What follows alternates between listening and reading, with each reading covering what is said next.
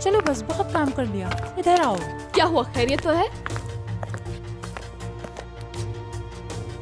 सुनो, ज्यादा मासूम मत बनो। यहाँ हर किसी को मालूम हो चुका है, बस करो। क्या मालूम हो गया हर किसी को, बताना तो जरा। देखो, तुम्हारा ड्रामा खत्म हो चुका है।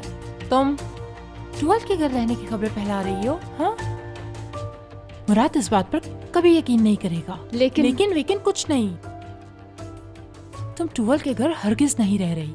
अब ये बात कहना भी मत किसी से, क्योंकि मैं ट्वेल्व को अच्छी तरह जानती हूँ। मगर ब्रावो, ट्वेल्व का नाम यूज करके तुमने चाल बड़ी जबरदस्त चली थी।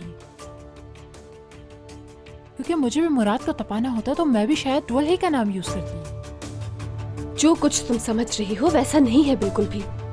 भला मुझे क्या जरूरत पड़ी है मुराद को तपाने की? बच्ची नहीं हूँ मैं। सुनो हयात, मेरे और मुराद के दरमियान तुम आने का सोचना भी मत। दीदा, पता भी है क्या कह रही हो तुम? वही जो सच है। याद रखना, दोबारा वार्निंग नहीं दिया करती मैं। एक दफा में बात समझ लोगी तो बेहतर होगा।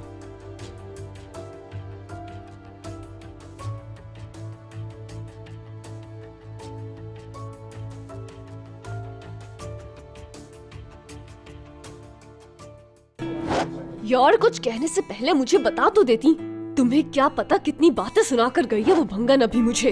अरे लानत भेजो उस पर। आगे बताओ। क्या बताऊं, कितनी इंसल्ट फील हो रही है यार। उसके सामने कैसे झूठी बन गई हूँ। यार, बहुत ही चालाक औरत है दीदम। तुम्हें ट्रूवल की नजरों में देखना जरूर झूठा बना देगी ये। मुझे अंदाजा नहीं है क्या, ये झूठ देखना अभी कितने गले पड़ने वाला है मेरे। और तुम लोग तो शोशा छोड़कर अलग हो जाओगी।